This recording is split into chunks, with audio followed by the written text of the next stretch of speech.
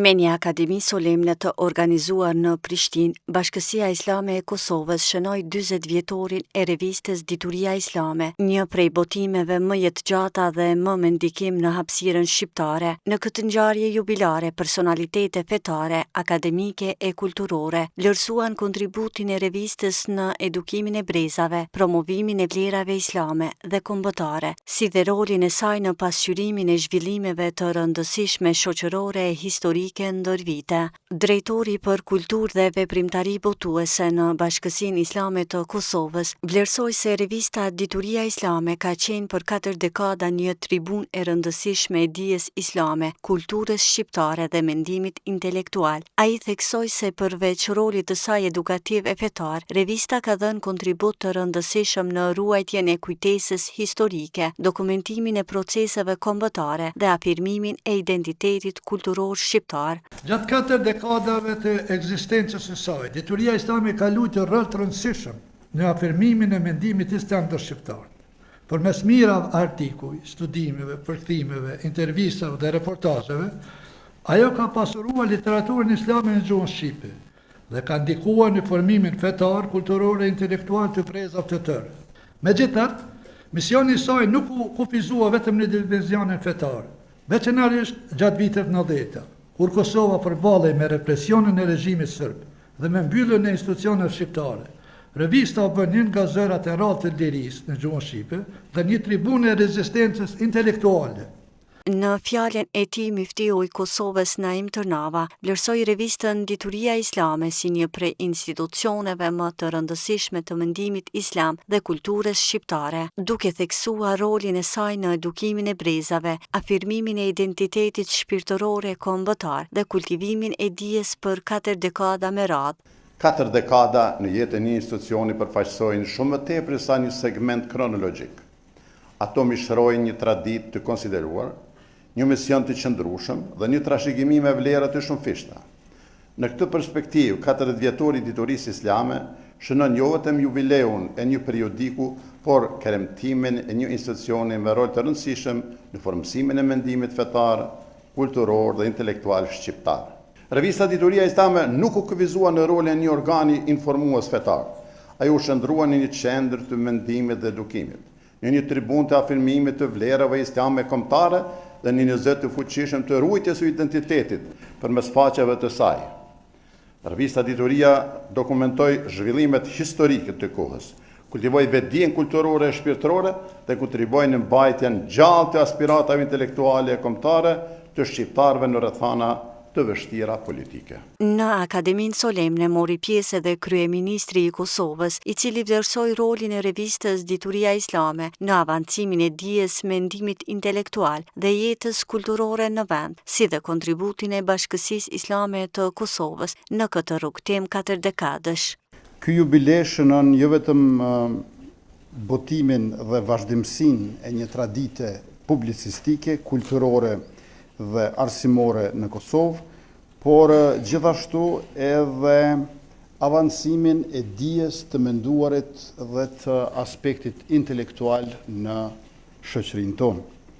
Për 4 dekada me radhë, revista Dituria Islame ka qenë pjesë e hapësirës sonë publike dhe intelektuale, duke trajtuar temat besimit, kulturës, historisë, arsimit dhe të jetës shoqërore në përgjithësi. Ne e vlerësojmë kontributin e institucioneve dhe komuniteteve fetare në zhvillimin kulturor, arsimor dhe shoqëror të Kosovës e në veçanti të Bashkisë Islame të Kosovës. Me këtë rast i shpreh urimet dhe mirënjohjen time për Bashkinë Islame të Kosovës, redaksinë e revistës dhe të gjithë ata që kanë qenë pjesë e këtij rrugtimi të gjatë e të suksesshëm. Në veçanti ju falenderoj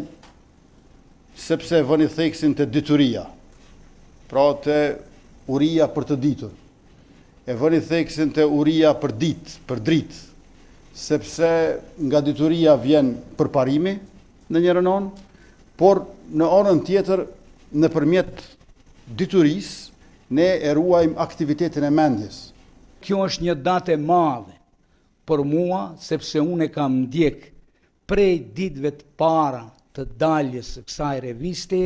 dhe në errësirën e madhe të shqiptarëve në Republikën e Maqedonisë së Veriut besonin se ishte e vetmja dritare, e vetmja dritë për ta kuptuar Islamin dhe shumë çështje tjera të kombit ton në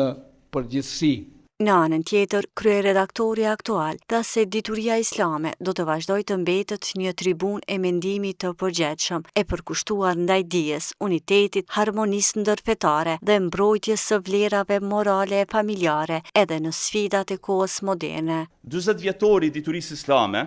dhe numri 427 që është ai që shihni sot, në fakt nuk është thjesht një kremtim një historie të lavdishme, thjesht sa për të thurur elogje për të kaluarën e ndritshme, por si një testament të breza të shkuar që duhet ruajtur e ripërtrir në çdo kohë. Pa u zbrapsur nga vizioni i saj fare, revista jon edhe në të ardhmen do të mbrojë dinjitetin e njeriut përmes besimit, do të ruajë lartësoj shejtërinë e moralit të familjes shqiptare, përmes edukatës e ndershmërisë, veçmas përballë eksperimenteve lajthitëse në të cilën do kohë. Të pranishmëve ju drejtua me një fjalë përshëndetse kryeredaktori i parë i revistës Dituria Islame, i cili u shpreh nderuar që po merr pjesë në shënimin e këtij jubileu, duke kujtuar me krenari rrugëtimin 40 vjeçar të revistës dhe për kushtimin e brezave që kontribuan në ndërtimin e saj. Për mua është kënaqësi,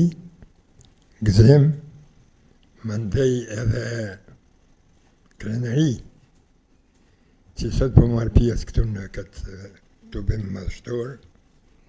të gjithë atyre që e folën në lidhje me diturinë islame,